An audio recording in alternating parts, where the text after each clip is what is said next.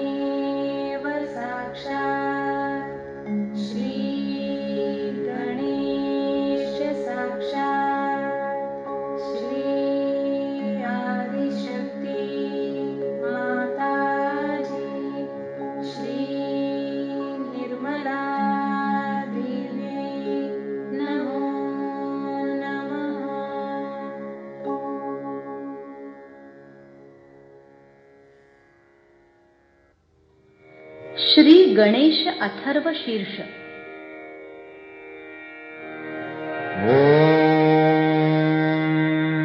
नमस्ते गणपतये त्वमेव प्रत्यक्षं तत्त्वमसि त्वमेव केवलं करतासि त्वमेव केवलं धरतासि त्वमेव केवलं हरतासि त्वमेव सर्वं खल्विदं ब्रह्मासि त्वं साक्षादात्मासि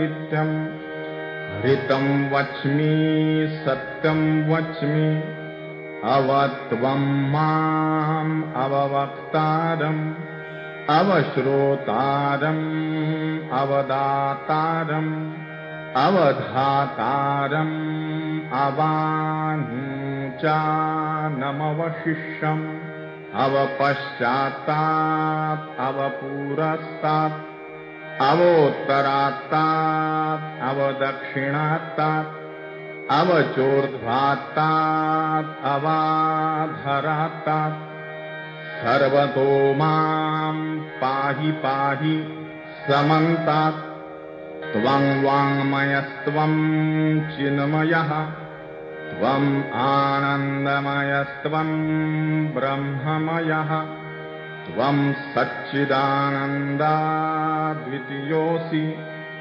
त्वं प्रत्यक्षं ब्रह्मासि त्वं ज्ञानमयो विज्ञानमयोऽसि सर्वं जगदिदं त्वत्तो जायते सर्वं जगदिदं त्वत्तस्तिष्ठति सर्वं जगदिदं त्वयि लयमिष्यति सर्वं जगदिदं त्वयि प्रत्येति त्वं भूमिरापो नलो निलो नभः त्वं चत्वारि वाक्पदानि त्वं गुणत्रयातीतः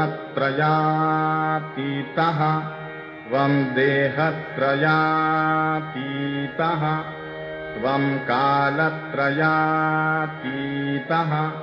त्वं मूलाधारस्थितोऽसि नित्यं त्वं शक्तित्रयात्मकः त्वां योगिनो ध्यायन्ति नित्यं त्वं ब्रह्मा त्वं विष्णुस्त्वं रुद्रस्त्वम् इन्द्रस्त्वम् अग्निस्त्वं वायुस्त्वं सूर्यस्त्वं चन्द्रमास्त्वं ब्रह्मभूर्भुवः स्वरों गणादीन् पूर्वमुच्चार्य वर्णादीन् तदनन्तरम् अनुस्वारः परतरः अरधेन्दुलसितम् तारेण हृद्गम् एतत्तव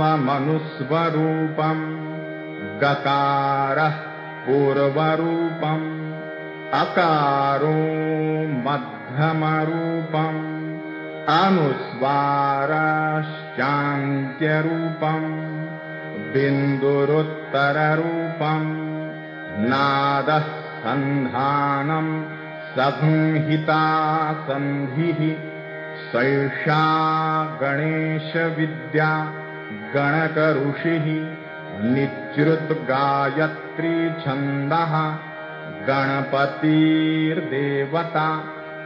ॐ गं गणपतये नमः। एकदन्ताय विद्महे वक्रतुण्डाय धीमहि तन्नो दन्ती प्रचोदयात्। एकदन्तं चतुर्हस्तं पाशमङ्कुशधारिणं रदं च वरदं हस्तैर्बिभ्राणं मूषकध्वजं रक्तं लम्बोदरं शूर्पकर्णकं रक्तवाससं रक्तगन्धानुलिप्ताङ्गं रक्तपुष्पैः सुपूजितम् भक्ताङ्कम्पिनं देवं जगत्कारणमच्युतम् आविर्भूतं च सृष्ट्यादौ प्रकृतेः पुरुषात् परम् एवं ध्यायति यो नित्यं स योगी योगिनां वरः नमो व्रातपतये नमो गणपतये नमः प्रमथपतये नमस्ते अस्तु लम्बोदरायैकदन्ताय विघ्ननाशिने शिवसुताय श्रीवरदमूर्तये नमो नमः। साक्षात् श्री आदिशक्ति माताजी श्री निर्मला देव्यै नमो नमः।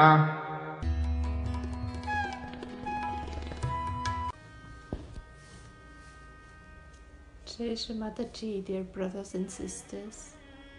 Let us come together for today's collective meditation. I hope you had a very auspicious Sahasrara day. So with this state of vibrations, we can start today's meditation. First, relax a while, take a deep breath. Maybe you can look in the flame of the candle or to Shri Mataji's photo, to the bindi.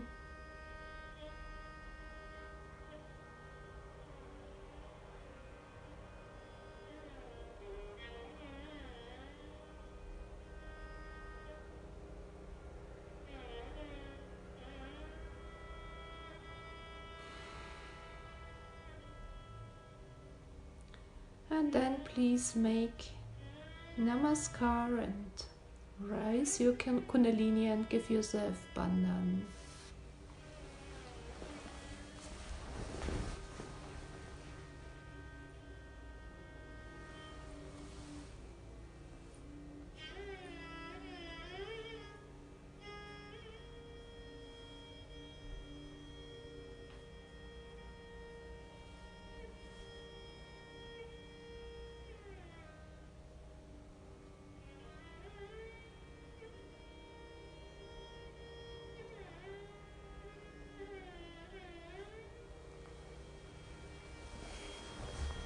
Feel the protection Mother gave us through the Bandhan, through rising Kundalini.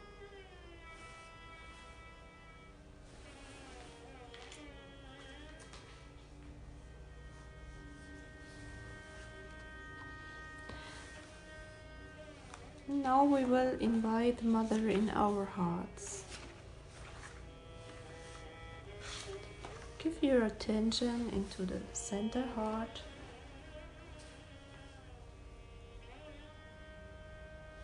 Mother, please come in our hearts.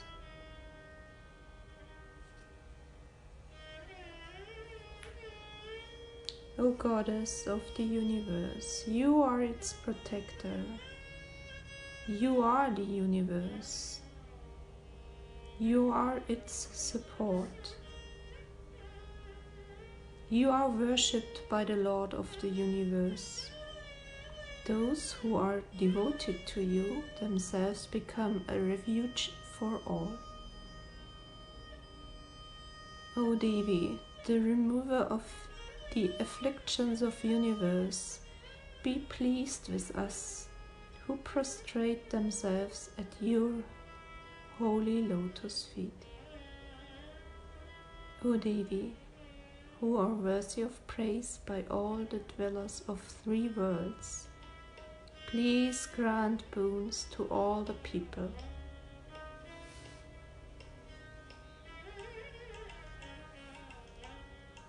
Feel Mother's love in the heart and her protection.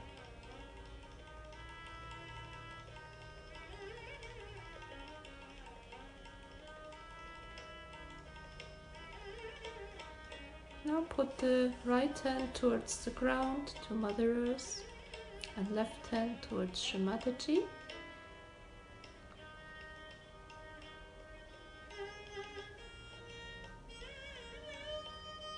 Mother, in your form as Shree Ganesha, please give us all the powers of Shree Ganesha. Please enlighten our left Muladhara, give us wisdom.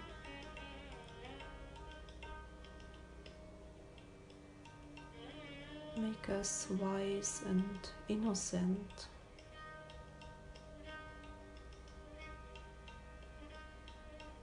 Give us balance.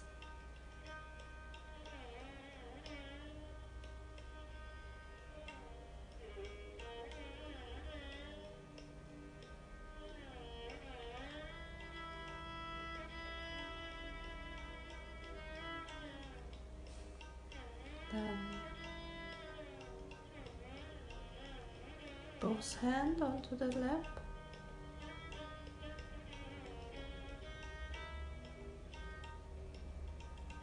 With your inner attention, start from Muladhara chakra through all the chakras and invite your Kundalini, Mother Kundalini, to rise very slowly from Muladhara to Sahasrara. And we can take together the mantra of Kundalini Mata. Om Tvameva Sakshat Shri Kundalini Mata Sakshat Shri Adi Shakti Mataji Shri Nirmala Devi Namo Namaha.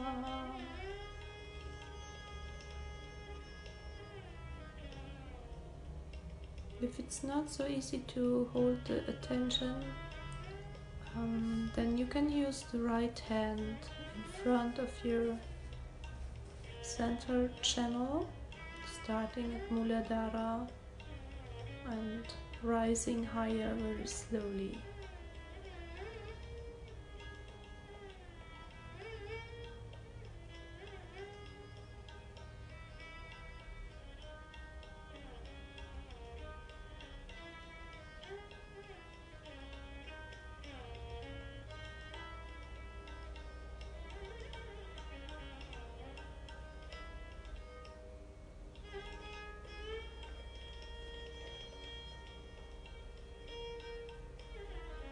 Few times, Mother, please make me thoughtless. Mother, I do nothing, you are the doer.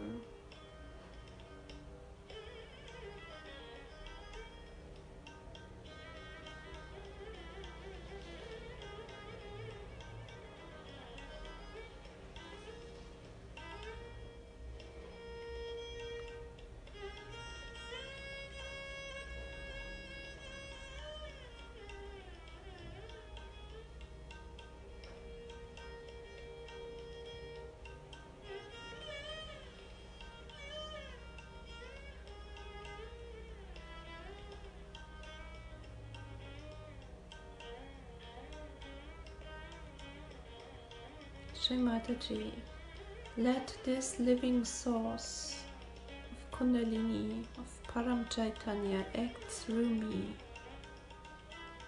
Let me become the medium.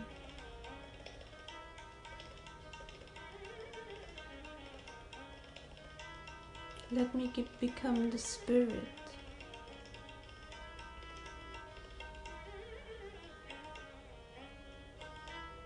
The spirit which is the master in us.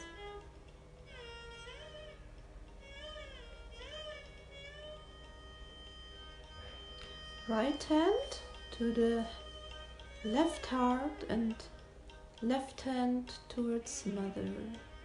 It's our attention on the left heart chakra.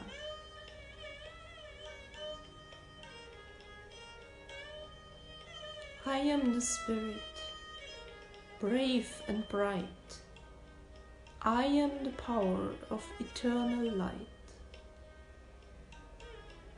Nothing can hurt me, nothing can disturb me, 'cause there is strength and might, even in the darkest night, lifting me up, transcending all, breaking all limitations, giving complete liberation, making me one with this tremendous power of love. I am the spirit, brave and bright. I am the power of eternal light.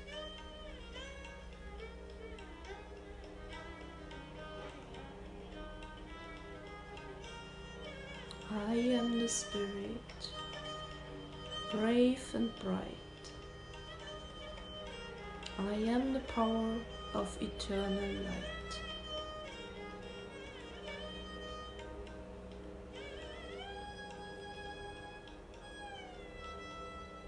Feel the vibrations coming in your left heart.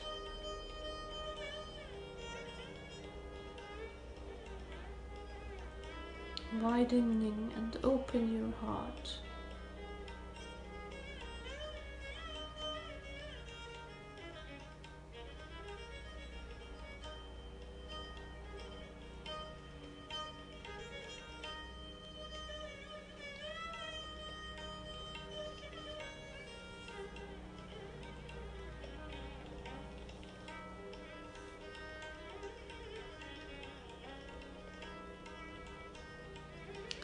Then we go to the void with our attention. You can lay down our right hand onto the navel, a little bit above the navel. And then we can rotate clockwise while saying the Guru mantra.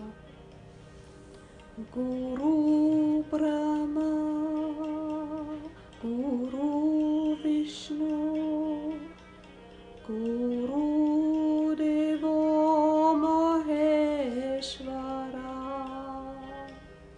Guru Sakshat Parabrahma, Shri Mataji Nirmalama. Tasmai Shri Guruve Namaha. Guru Brahma, Guru Vishnu, Guru Devo Maheshwara, Guru Sakshat Parabrahma, Shri Mataji Nirmalama. Tasmai Shri Guruve Namaha.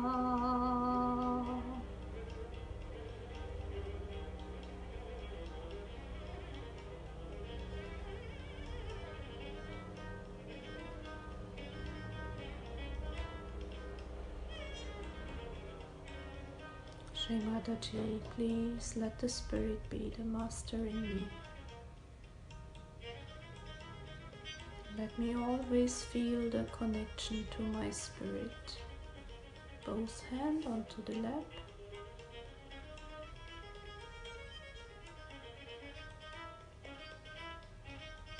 Now I will read some qualities of the Sri Adi Guru Dattatreya. Om Tvameva Sakshat Shri Adi Guru Dattatreya Sakshat Shri Adi Shakti Mataji Shri Nirmala Devi Namo Namaha. Mother, you are the embodiment of balance. You're the sustainer of purity and truth. You are the one who resides in the lotus. You are the golden cosmic egg of Brahma, the subtle body of the Virata, the dwelling place of enlightened knowledge, the ruler of the Nabi Chakra, without body, the one who looks after the ultimate well-being of all, the one who knows the yantras, the divine techniques, the support of all supports, ancient and everlasting, adorned with glorious Chaitanya, the one whose eyes are the moon, sun and fire, completely fulfilled within, completely fulfilled without, the fulfilled spirit and the essence of satisfaction. You're the one who contains the sky within, worshipped by the immortals, the devas, fathomless and profound, the embodiment of mercy and compassion, the radiant light of discretion and knowledge. Lord God Almighty, forever auspicious and happy, the bestower of auspicious good fortune. Sakshat Shri Adi Shakti Mataji Shri Nirmala Devi Namo Namaha. Again rotate 10 times around your void clockwise to enlighten the Adi Gurus.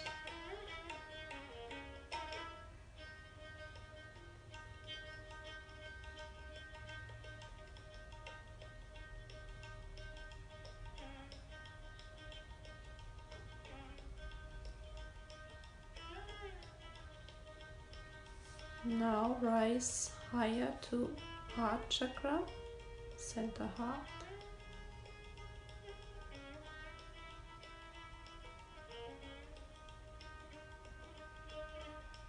Mother, please let me be a courage person.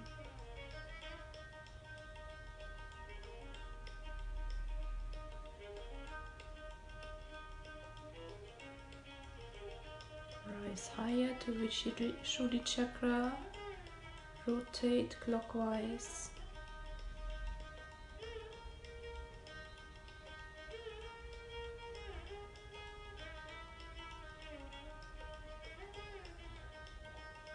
Mother, please let me be the drop in the ocean, part of the divine creation of the Virata.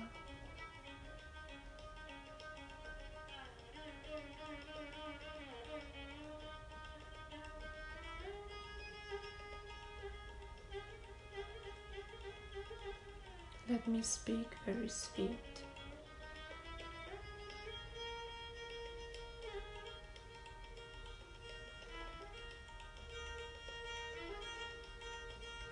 Let me feel the connection to my brothers and sisters all over the world.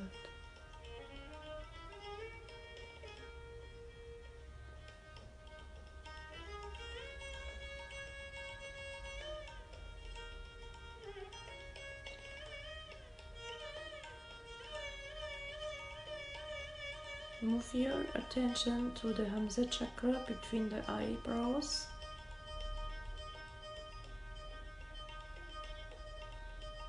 Mother, please give me discrimination.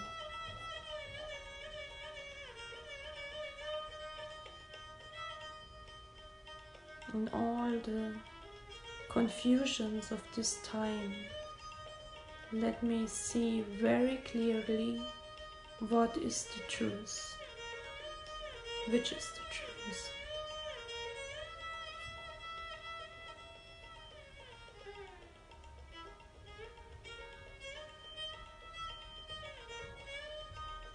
Move to the Agya chakra. We're crossing your nerves, your eye nerves.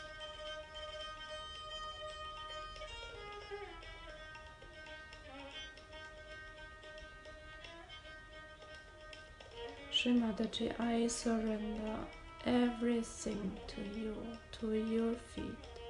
I forgive everything, including myself, every situation in my life. I forgive everyone.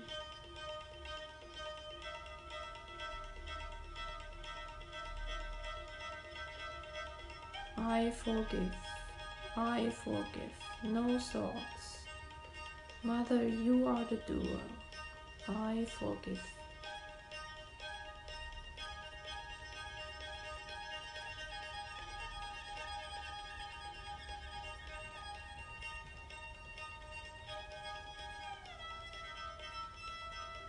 With attention on back agya, you can say, Mother, please forgive me also all my mistakes in the past. Forgive my relatives.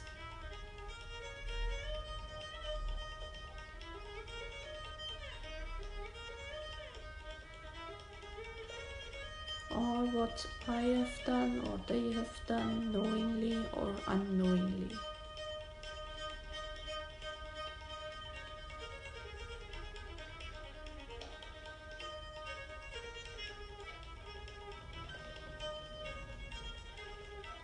Now from there, very slowly, rise your attention to Sahasrara Chakra. You can imagine opening the lotus, the leaves of the lotus, very slowly, and these are many, many leaves, 1,000 petals of the lotus.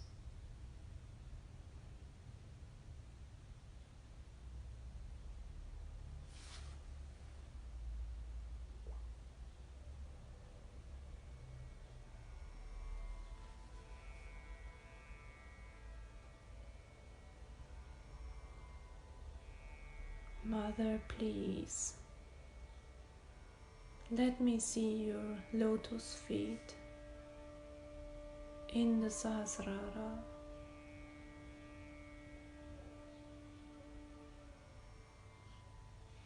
Verily, you are the Queen of Sahasrara. You opened the Sahasrara Chakra for the whole world, for all seekers of the whole world. Humbly we kneel down in front of your feet. We pray to you, Mother. Please let us stay there every second of our life.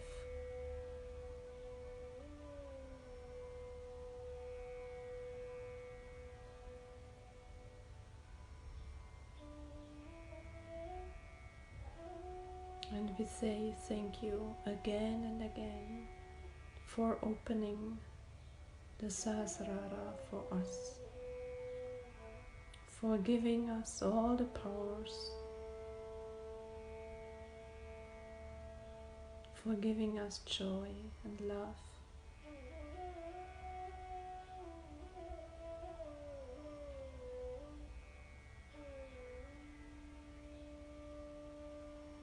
Now we rise higher to the sky,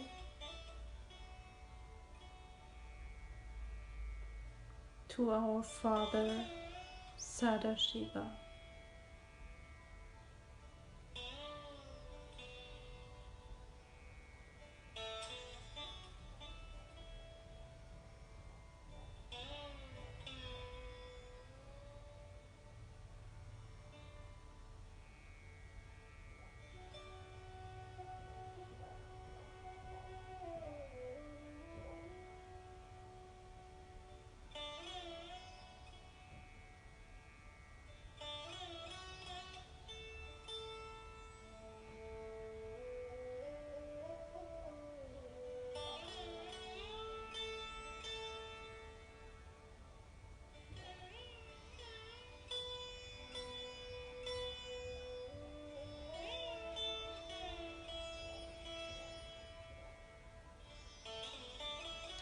Feel the Param Chaitanya flowing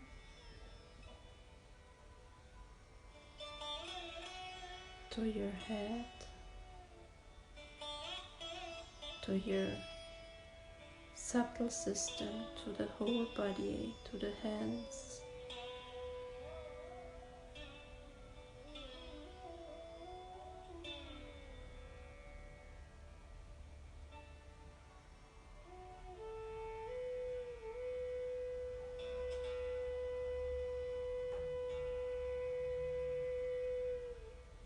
Feel the cool breeze.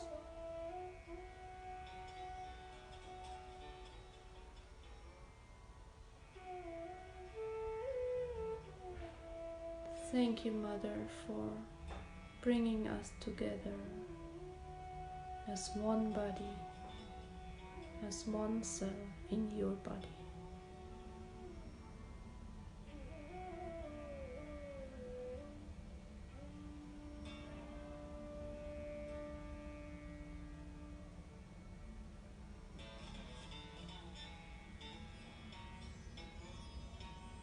Jai Shri Mataji. Thank you, Mother, again and again. Please forgive me if I had made some mistakes in the protocol. Jai Shri Mataji. Jai Shri Mataji.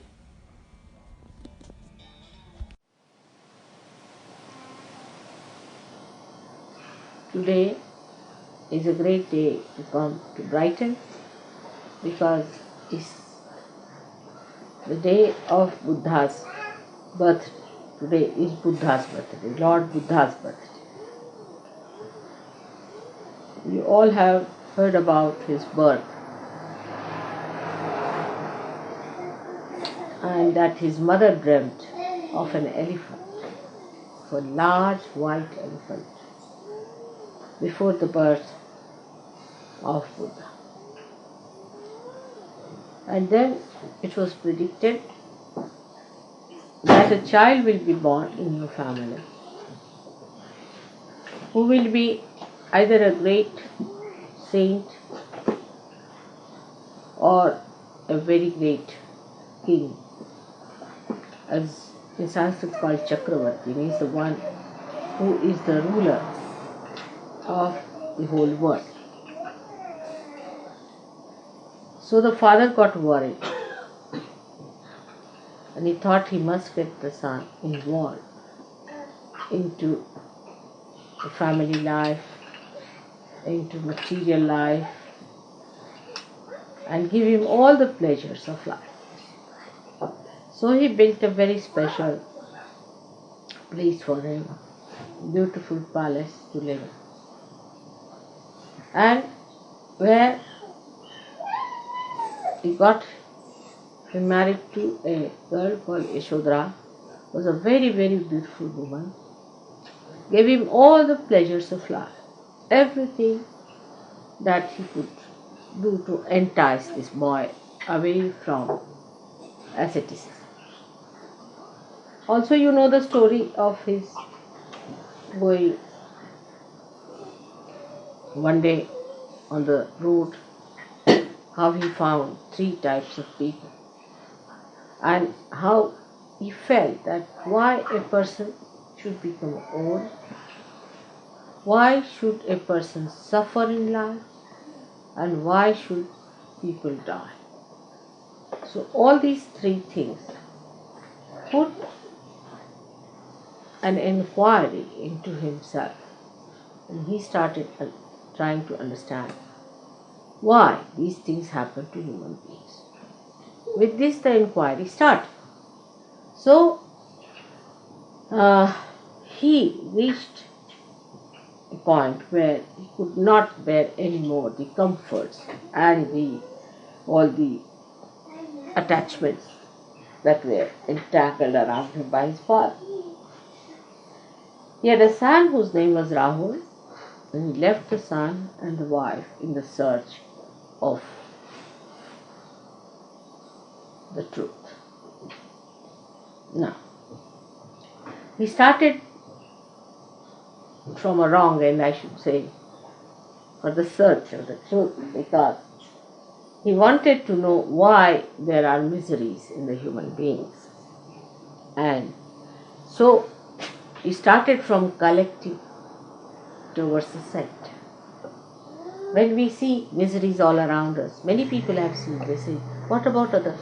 Will everybody get realization? Will everybody will have this? You see, this comes from the wrong end, I feel, because first of all we must know, are we all right? Are we perfect? Are we full of joy? Have we received the absolute knowledge? If you start from this point, it's always better. Because he started from the wrong point, searching it from the collective, to remove the miseries of the people, he had to go in a very roundabout. So he read all the books and Vedas, and this he went to big Pandits, to all the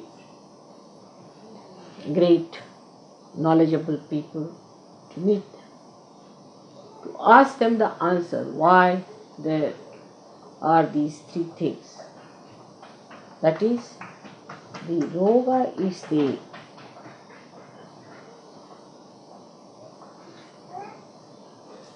health or miserable physical body, then the death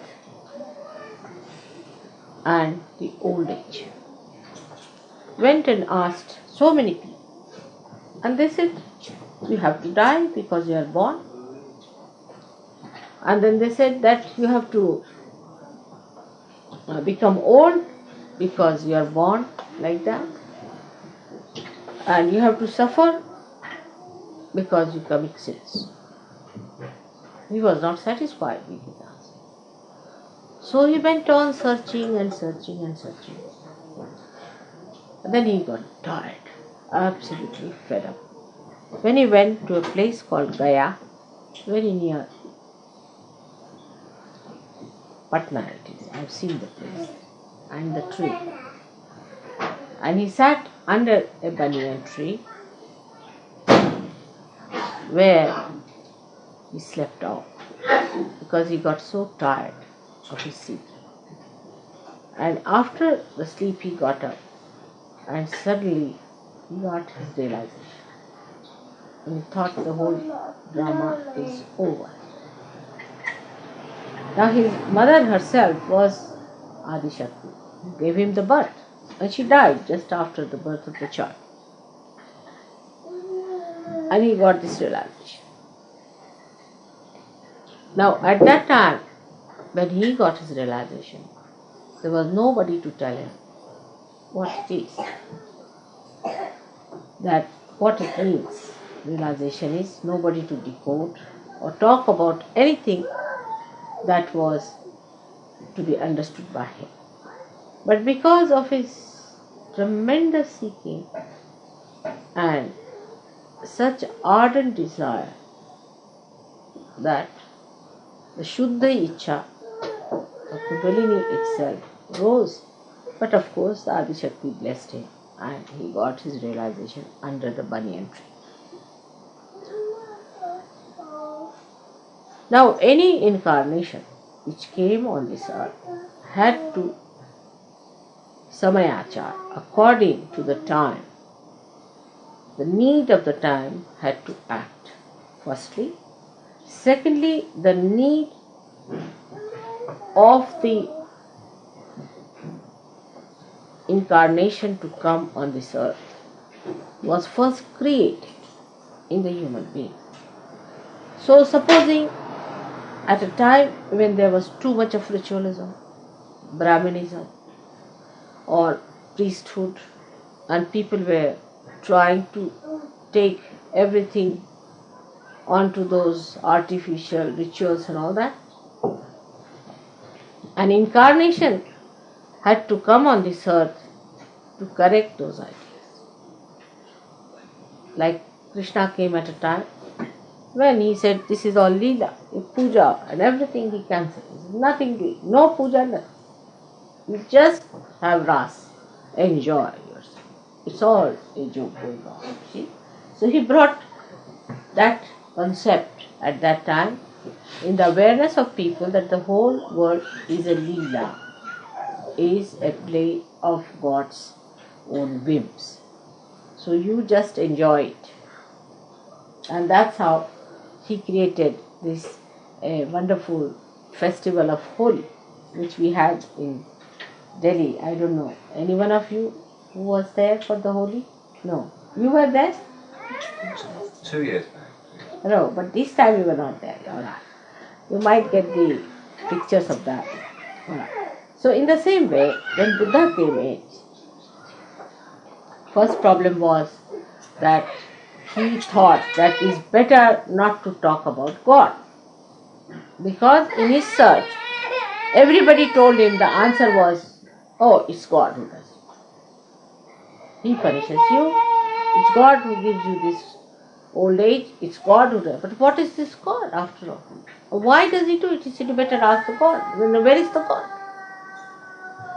So everybody put every blame on God as usual. Even that's done today. Nothing new. And nothing unusual, I should say. So this must be done by God himself. If you cut your throat, God put my knife in my hand and he cut my throat. So you see, he thought better not talk of God. Because everybody is going towards God. Then the people whom he met, they said, now I have become God. He said, how? He said, I am God. Oh, what? Why? Because he could mesmerize people. He said, I have become God. Just imagine. So he thought that is very dangerous to talk of God, because people take God in the hand and use it for their own purpose. Always say, oh, this is what the God has to do, and it's God has done it, and I'm in connection with God and I'll tell God. So he got a fright and he said, better not talk about God, because that puts the attention of the people on ritualism, artificial things. They are building temples after temples and just doing all these horrible things which one should not do. Like if you go to the south, you'll find in the temples they shave their heads of the ladies. They shave it completely. And that they have to, this all cobbled along the sides of the walls of the temple. And the ladies who shave their head are just rolling along the sides. You see, they have to do it sometimes 1008 times, rolling. Imagine. And the water is poured on them. See? God knows what is the ritual from where it has come. So the poor women go on rolling like that. And somebody is pouring water on them all the time, buckets after buckets. The husband and the brother and all, they bring one after another. You see, one is finished and another one. Poor ladies rolling like that on that muddy, sort of a cobbled area. I mean, I was shocked when I saw this. I said, what's this? And then later on, you see, they became modern. So they started selling the hair, you see, abroad. So the whole thing became a big industry in Madras, you see. The hair was made into this bouffant and all that you call it, you see. That's sent to England and other places. So, it's, I mean, in the name of God, ridiculous things were done. So he just thought better not talk about God. The first step is self-realization. He was a great Sage Yogi, I must say. Because he said, nothing doing, don't talk about God or anything. First you get your realization. That was the first condition. Establish it. Unless and until you have established your realization, nothing doing. So he just started his own method of propagating Buddha's knowledge, or you can Buddhism as they call it. Of course it became ism later on. So all that he started with the idea that people should first become Buddha. Buddha means realize. Buddha is to know. So Buddha means the person who has known. means the one who is a realized. So what he says, Buddham Sharanam Gaccham. I surrender. Sharanam is I surrender to the Buddhas, means to all the Sahajogis. You are all Buddhas because you know. When you know, you are the Buddha. Now, without going into all that nonsense of renunciation and shaving your head and wearing that dress and everything, you have achieved your realization. It's a short circuit or a short path. Why? Because he started from the other side. But if he had started directly from himself, it would have been better. You see, in practical sense, I'll tell you how it is. Supposing you want to repair your house. So, you have to have instrument for that house. But supposing you are worried about all the houses of the world and you start repairing. Neither you will repair other houses nor yours. So first you must practice on yourself. Put your attention to yourself. It also is a method by which you avoid seeing the point, seeing the reality, that if you are not all right, how can you improve the whole world? So when your attention goes to other things, you must know that there is something wrong with you first of all, which must be corrected. And that's why it took him so much time to go round and round and round. He had to give up his wife, give up his family, give up everything and get to realization. Because by giving up everything, he realized that it is he who should achieve. It's a very circuitous way. But you can just say it doesn't exist anything, first let me get all right. That's Sahaj. Now what happened? That became a method for people to achieve God. Many people think that you must suffer like Christ to achieve God. You must renounce the world, then achieve God. Actually, renouncing the world and all that is just a myth. How do you renounce the world? It's myth. What are you renouncing? I mean, in any case, you can't carry this with you, can you? I mean, can you even carry, I would say, even a thread? Nothing. When you come like this. You are born closed fist. When you go, the hands are like this also. Have you ever seen a dead corpse? He always has his hands like this. Nothing happening. Just going like this. So you don't take anything from here. So this renouncing this, I renounce that, I give up this, I give up my wife, I give up that. Has no meaning. Because it's a state of mind in which your being becomes, I don't know the English word for that, which doesn't stick to something. What is it called? No. You see, any substance that doesn't stick to anything. I mean, we have all kinds of stick glass. Unattached, no? Unattached. No, but that quality. There's a quality of the temperament which doesn't stick to it. Doesn't stick to anything. I mean, you put it here, it will come out. You can say the soap or something like that. Like mercury, Mother. Huh? Like mercury, it just flows. Like mercury. But mercury also you can apply sometimes with heat. But this is something beyond mercury. It's absolute. Which doesn't stick to anything. You see? You just become like that.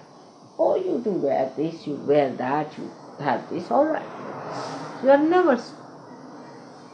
The name of the goddess is Nirmama. That for her nothing is her own. You see, she doesn't stick to it. She is in everything, but she doesn't stick to anything. For example, now see the light here. It's not sticking to anything, it exists by itself. It doesn't stick to anything. This is the nearest you can say, it doesn't stick to anything. Any but thing tries to stick it, it gets burnt. That's a good idea. So this is what it is. This is called an enlightened person. Doesn't stick to it. And whatever tries to come very close gets burnt out. So, such a person is not attached to anything. But that's not a mental thing that you can do that, oh, I'm not attached to you. See, it's very common in this country especially, I hate you. But you can't hate anyone. How can you? And nor can you love anyone, because the attachment cannot give you both the qualities. You see, because you are attached to someone, you say that you hate, simultaneously you are loving them. Because these are the dual qualities of attachment. See?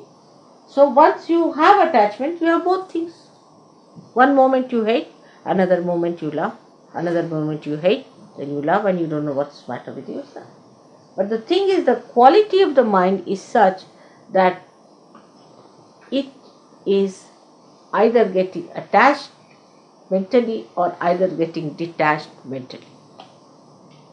But actually, anybody say you love someone very much. No, you don't even die together. Whatever you may try, you cannot die together. One person has to die earlier, another has to die later. So the answer to his question that he asked was, why all these things are caused? So he said, it is because of desire. Because of human desire, these are all problems are caused, like the death, like the old age, or the sickness are caused by desire. Now see, in Sahaja Yoga language, how we should understand him. Is the desire, as you know, is the left side. Left side gives you death. When the left side is very much used, you get to death ultimately when it is exhausted. When the left side is out, desire, you also get sickness. And when the left side is used too much, you get your old age. Of course, the right side is the one which does it, but the left side is the originator. If you have no desire, you won't go into the right side. First is the desire. The starting point is the desire. He reached the point all right, but he didn't clearly say what desire means. Desire means the left side. When we have the pure desire, which is the Kundalini, then all these things are neutralized. When the Kundalini rises, the pure desire, the real desire, the only desire, it gives you the absolute by which you don't get old, you don't die, and you do not get sick. Because you achieve that which is eternal. It does not die. You become the spirit. When you want to die, you die. When you want to be reborn, you are reborn. And you have that realized temperament within you. It does not die. That's what you take with you. Now you take your realization with you when you die. So what he tried to say was to build up that we should not have any desires. Now, because, you see, his passage was like that. He went from one to another, giving up this desire, that desire, that desire, that desire. Ultimately, he came to Kundalini. It's the same. Yan neti neti vachanai nigamo avochus. When you got saying not this, not this, not this, not this, not this, then you go to a point where you say, then what ultimately left is the desire, which is the pure desire. The desire, that is the Kundalini. Say for example, you say, I'll have a house. No, I'll not have a house. I'll have a car. No car. No, I'll not have a wife. I'll not look at any woman. have nothing to do with it. I give up this, give up that, give up that, give up that, give up that. Till you reach a point where you are at an absolute point. And there you realize that the Kundalini rises. But I think it is going too far. Why not start from the Kundalini, right? There. It's a simple thing. So Sahaja Yoga is the other way around stuff. Is that you better start from the Kundalini and neutralize all your left side. You see the point now? That's why Buddha was always regarded as an atheist. He was not. He was not an atheist. But as a matter of policy, he and Mahavira, they were contemporary. They decided, let's not have the name of God anywhere near. Because once you start the God business, big philosophies are built and people just start claiming it. I mean, they become that. Actually, anybody who reads Gita becomes a sort of a Krishna. Shri Krishna himself is the way he talks. People, I mean, you can be shocked the way they talk. As if they are Shri Krishna giving an advice to Arjuna, sitting on a chariot. They behave in that manner, their style is like that. I met one fellow called Chinmayanand. And I was amazed, the way he was talking. I was surprised. I mean, he was just behaving like Shri Krishna, of course, horrid looking. But he thought he was Shri Krishna himself, you see. So that's what identification takes place with human beings. When they start talking about God or His ways and others. So he said, all right, put that out. Just talk about self-realization. That's the first step. And Mahavira joined hands with him. It helped that time very much. To all the people who were in the name of ritualism, you see, they would say it's very difficult, Hinduism is the most difficult thing. You have to fast on Sunday because of the sun, Monday because of the moon, Tuesday because of the Mars. Like that went on. And when do you eat your food? If you have to achieve God, then you have to take your bath at 4 o'clock and do this and do that and shave your head, and then you become a sannyasi and you can't eat this and you can't eat that and you can't do that. All those things, ritualists, they started. But he felt that supposing if you take to sannyasi, so half of your desires are finished. You are a sannyasi, you are doing God's work, and there is no need to have a family or anything. So half of your desires are finished. If you have a family, then you want to do something for the family, you have to look after your family and all that is to be done. But he did not realize that he was a realized soul, others were not. You see, if a realized soul does that, it has no difference to him. Whether he has a family or no family makes no difference to a realized soul, because he is not attached. But to a person who is not a realized soul, supposing he'll give up his car, he'll give up his house, go to the Himalayas. There what he'll do? He'll have a hut and have a barbed thing around. Then he may think of a Georgian style of a house. Because according to them, Georgian style is unpretentious. So we can have, after all we are sannyasi. That's typical. I tell you, all our Western mind is behaving in that way. If you see, that we should be unpretentious. You see, it's very fussy, is the word they will use. If you put even a little, it's very fussy. They want everything to be plain, bland, you see. But what about inside? It's filled with what? It's all bottled up with all kinds of rums, this, that.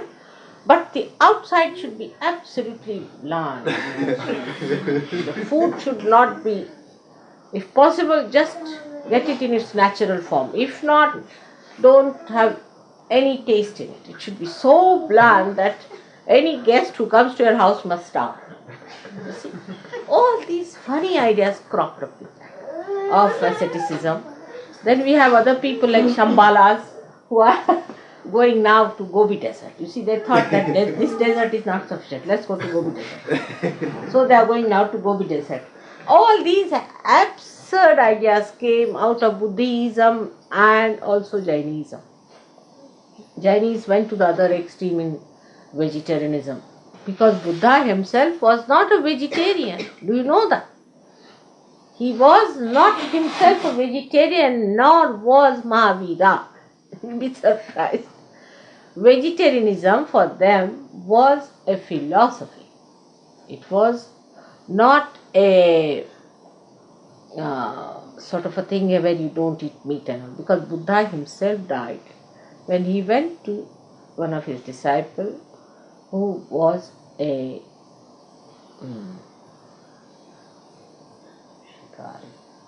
hunter. And the hunter had killed a wild boar. And he said that the wild boar has been killed just now and it will take some time to cook. It's rather half done. I mean, he being an Indian, he could not eat that half done thing and he got diseased of I think this liver or something got into problem and he died of that. See? I mean, I can't eat half done myself, you see.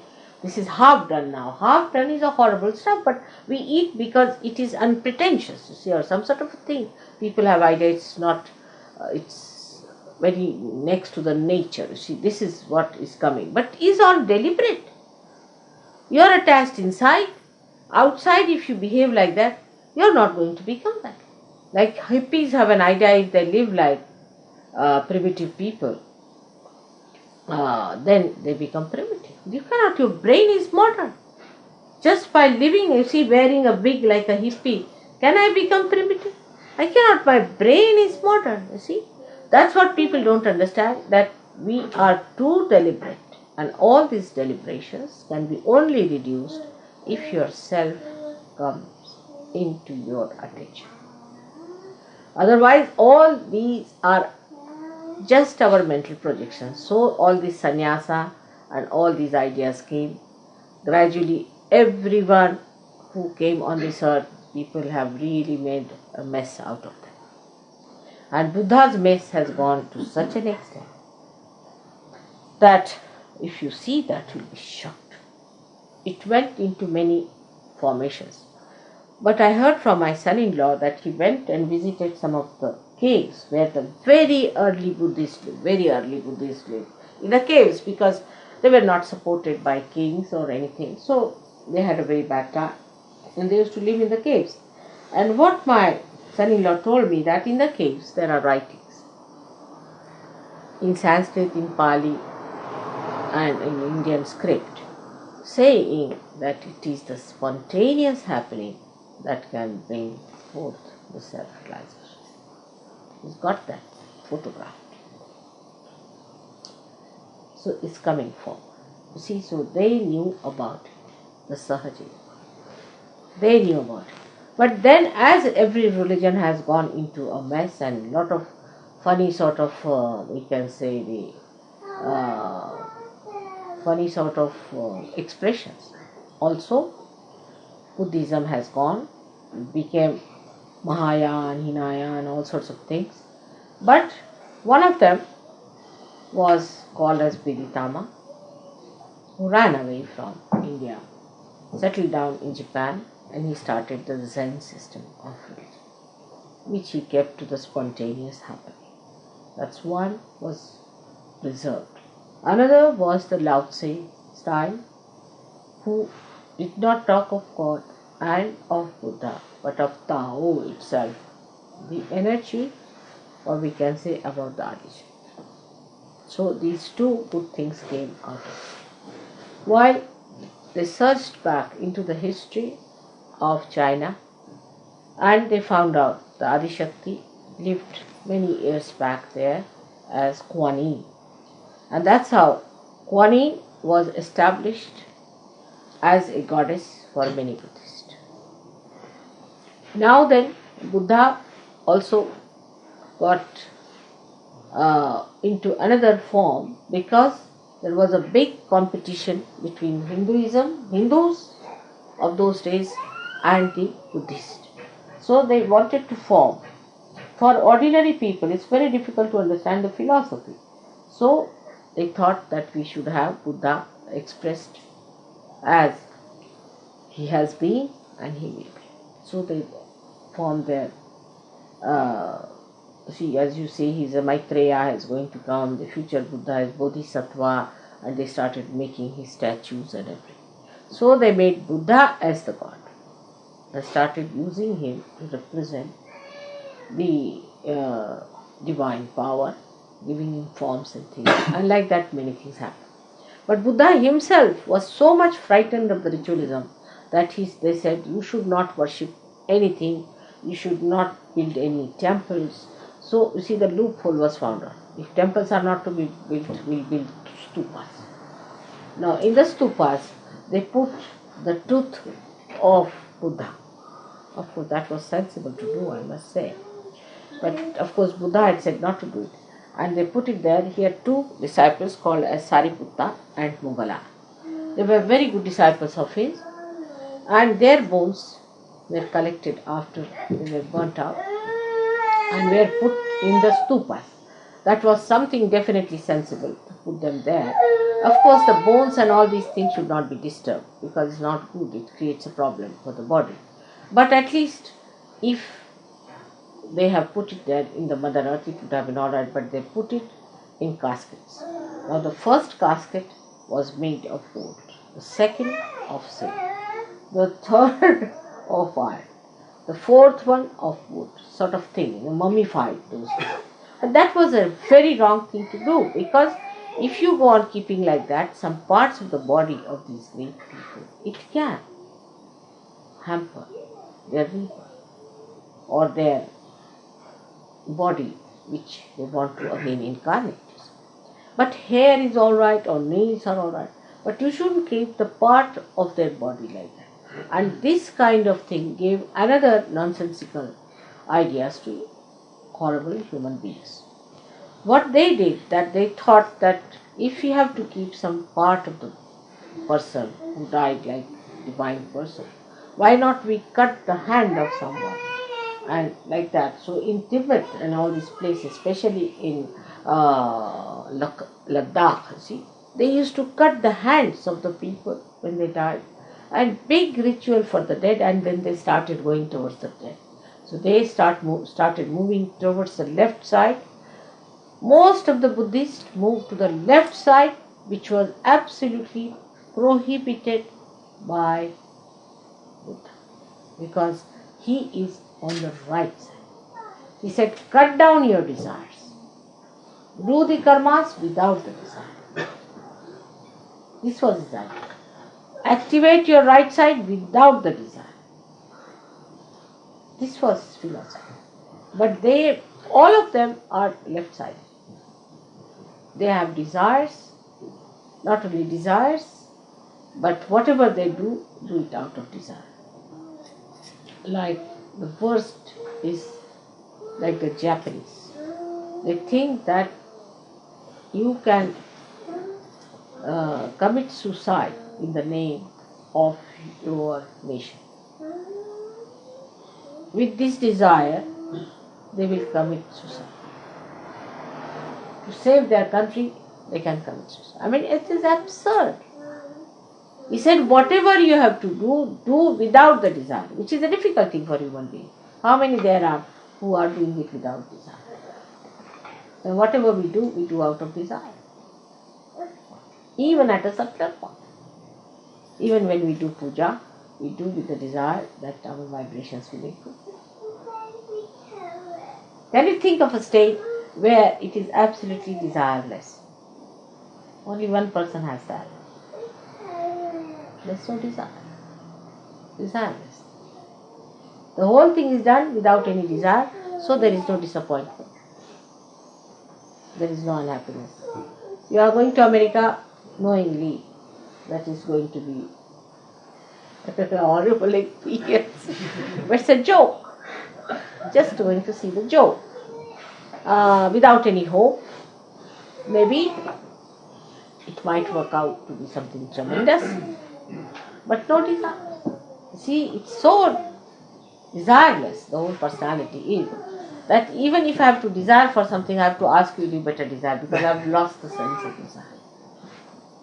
So many times I've said, you better do it. Unless and until you pray to me, I can't do it. That's why I ask you, write to me a letter, because you see, I can't desire. I don't do anything. Without doing anything, it is happening, so why should I desire? I really don't do anything. You'll be amazed, I don't do anything, I don't desire anything, nothing of the kind, it's working, I'm just watching it. And you are saying, whether you are doing it, I'm quite surprised. That is Tao. If you read about Tao, it is said that it doesn't do it, but everything works out. So this is what he said, which was all Sahaja, that you have to be desireless and do everything, and he is the one who controls our ego. Because if you have no desire, you will have no ego either. Ego is only built up when you have a desire to do something. That is, you just do it for fun, just for joy, just for doing. Then how will you build up ego? You cannot. Like an artist is painting just for fun and throwing it out. Creating something just for fun. That's what God is. Not with a desire to achieve something. I mean, the desire is so gross, can be extremely gross. It can become subtler and subtler and subtler. That's a good way. But it can be very, very gross also. Like some people can believe that, you see, I should paint it because I'll get so much money. Or I can sell it to somebody who may be the worst man, but I'll sell it because I can get more money. That's absolutely the grossest of all, you see. That you can go to the most sinful things, I mean, I don't know. There can be even worse desires than that. Can be very many. But on this auspicious day, we should not think of them, which are there like that. But minimum of minimum, if we come, just do your puja just for the joy of it. Not with any desire. Just for the joy. I mean, we are doing so many things like that. For example, we enjoy each other's company.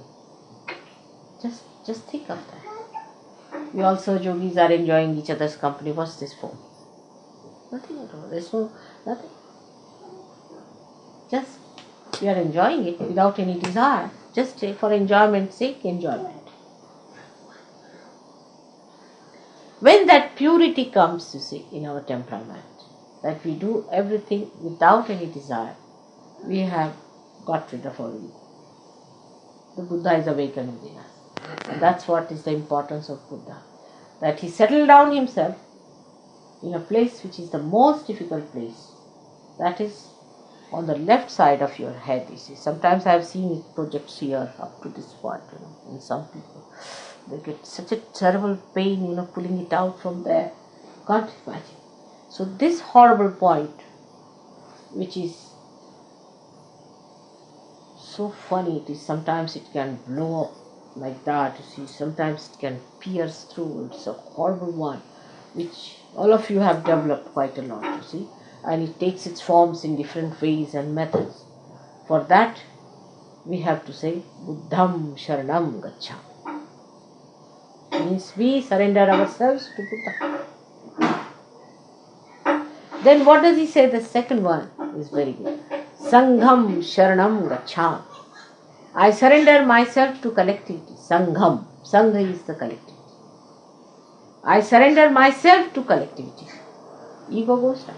First of all, Buddha, who is sitting, who is the deity, which is the enlightenment, you say, I surrender myself to Buddha. Secondly, you say, I surrender myself to collectivity.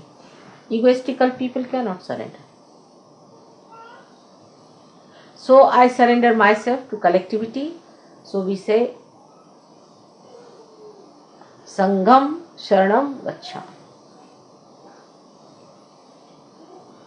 It is to Virat.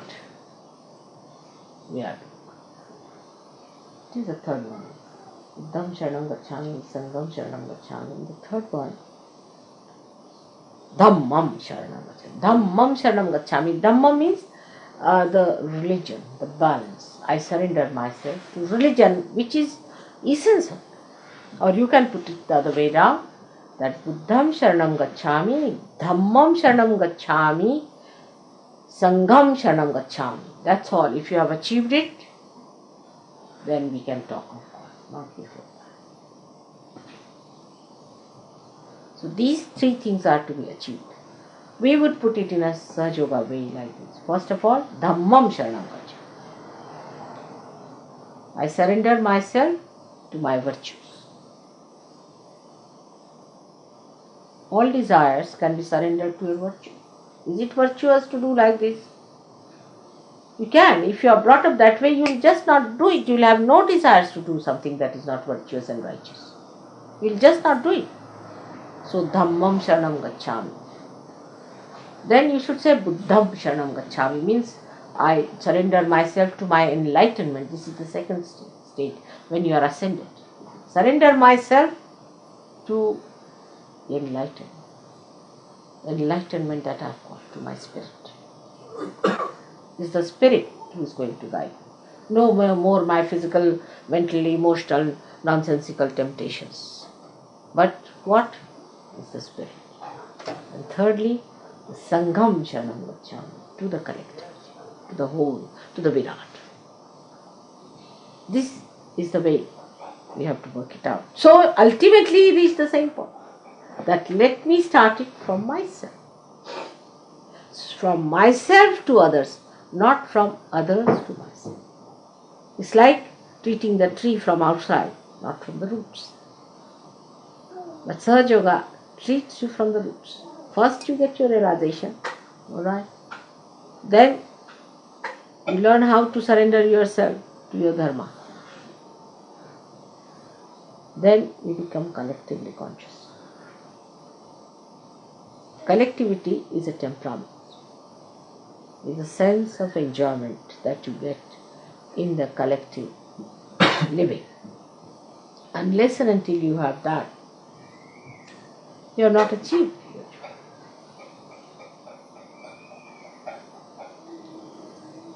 So Buddha has played a very great role in our lives, and he is a very great, powerful force within us.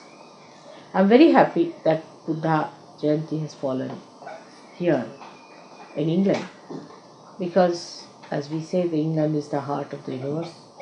It doesn't matter if I say here, is there anybody Arab here? I don't want to see any Arab if he's sitting here. Alright. And if it is the heart, whatever you do here will circulate in the whole universe. So if you can conquer your ego here, we can even conquer the ego of Mr. Reagan and these Russians. We can manage that. But first start it here. It has to reverse back. You see, now they have to learn from you and you don't learn from them. When it will work out, you'll be amazed. Ego is the only problem I always face, reaching their hearts. If ego is removed, everything will be alright. So for us, the great mantra is Buddham Sharanam Gacchami. These three mantras you must say every day, I think, to get rid of this horrible ego. Now, any questions on Buddha you have? I've made it in a short way. The whole life history is very difficult.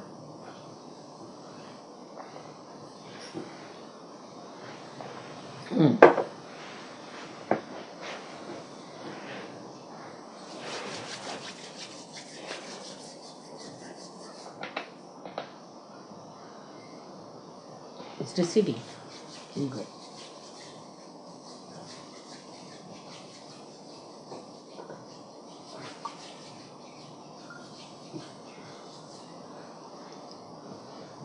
English are wise people, sound people. And they must understand this, that it's a very, very important thing, that they should not lose these qualities and should try to fix their enlightenment in such a way that it circulates.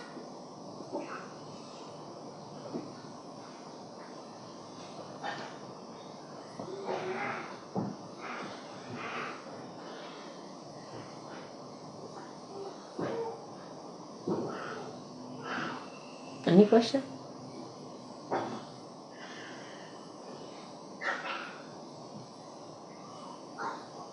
Someone told me yesterday it is Buddha Jayati. I was very happy. Because in England I have not talked of Buddha, but otherwise I have talked about him elsewhere.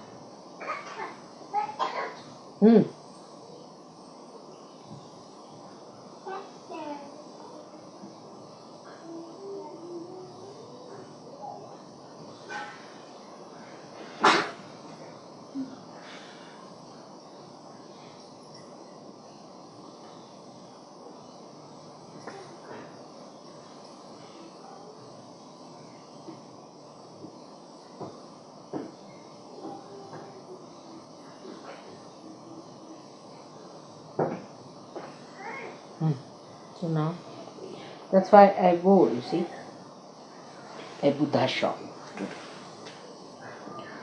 Because it is suggestive of a detached mind which has no color. And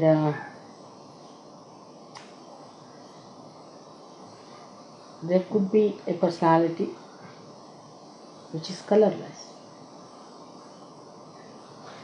But you can have it covered with colors to make others happy.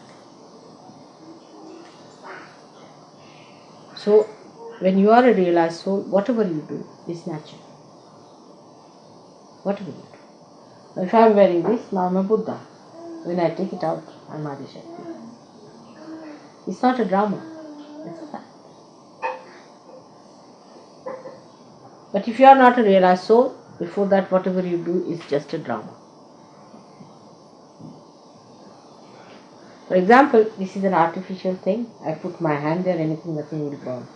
But if it is real, it will definitely burn whatever I may try. Like that.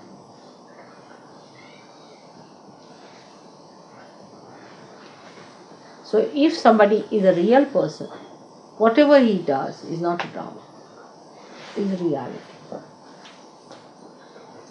That's how they say that she can take this form, she can take that form. People don't understand how can one person take so forms. Can. If it is reality, it can. Like the Mother Earth, she is a reality, and the sap that is coming from the Mother Earth takes so many forms. See her power. Flowers, this wood, different colors, fragrance. So many things. It's one Mother Earth is producing all this.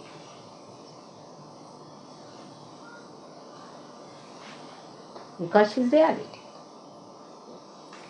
The reality in her can produce. But unreal things, whatever you make out of unreal things, they may look real, but they are not.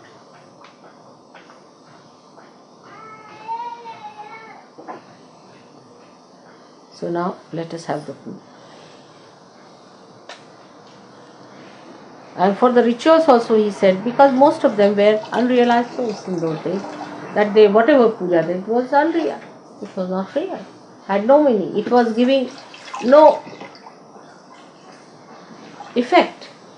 See, worshipping a person who is unreal, or any deity who is unreal, or those who were not real people, the realized souls. What's this of unrealized people worshipping? I mean, I would not allow any unrealized person to worship me at all. You see, I always tell people, unless they are perfectly Sahajogis, you know them, they are good, please don't bring them for puja. It's troublesome to me, much more than to them. You see, they also feel obliged, as if, you see, they are obliging me. They think so, by worshipping me, I don't know. But they don't know how much they are troubling by coming here without realization. So the ones who haven't got realization are really troublesome. They don't help. So the myth some people have, that if they come to a puja, before realization they'll get realization is not true. Should not bring anyone who is not a realized soul or who is not a Sahajogi to a puja. It's troublesome, and that person also starts doubting this, that. It's better not to do such a thing, because also such a person is half-baked. So no use giving me half-baked cakes and spoiling the half-baked cake also permanently, because if you take out a half-baked cake, you see, it's spoiled forever. I can't eat it, nor you can bake it again. So what's the use of bringing somebody who is half-baked? Alright? So from next time, also this is out of compassion you do it. I know you do it out of compassion. But this is not wise. It doesn't help me, nor it helps others. Alright? So from next time, also any time, you must find out a circular saying that unless and until you are sure about the realization of a person that is got a realization, you should not call them for the puja. They are no good for mother, and they are not good for themselves. Because they become, you see, doubting or something. You cannot really give them realization after that. You remember your friend had the same problem. Who was he? Nick or something. Alright. So now we can, Kavin, you can do the Ganesh Puja.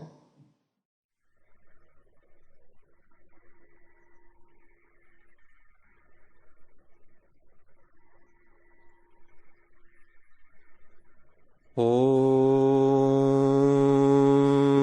त्वमेव साक्षात् श्री सिद्धार्थ गौतम बुद्ध साक्षात्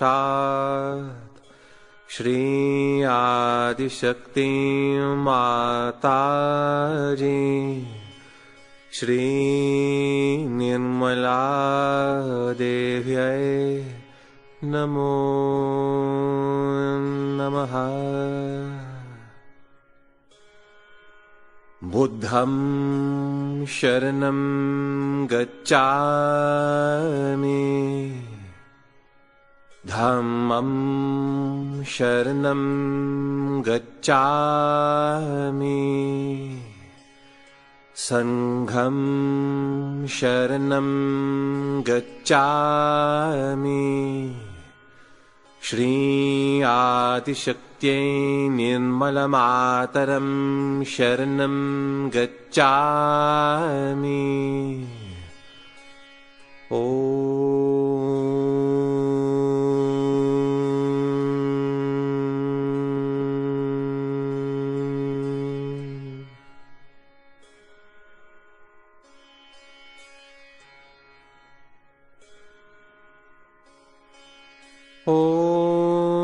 ॐ श्री बुद्धाय नमः।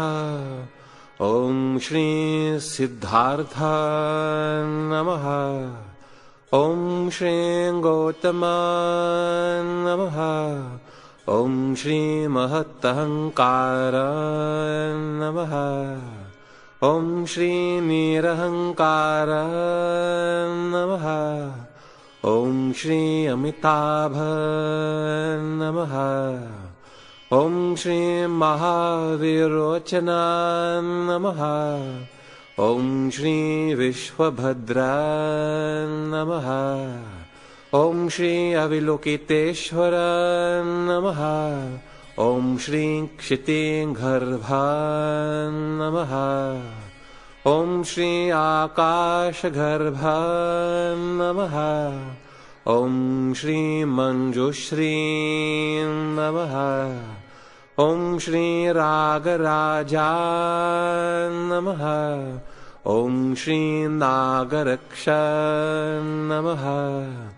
ॐ श्री लोकपाल नमः। ॐ श्री नरेन्द्र नमः। ॐ श्री वैश्रवणाय नमः। ॐ श्री अच्चलाय नमः। ॐ श्री वज्रसत्त्वाय नमः। ॐ श्री भेषज्याय नमः। ॐ श्री मात्रेय नमः। साक्षात् श्री आदिशक्ति माताजी श्री निर्मला देव्यै नमो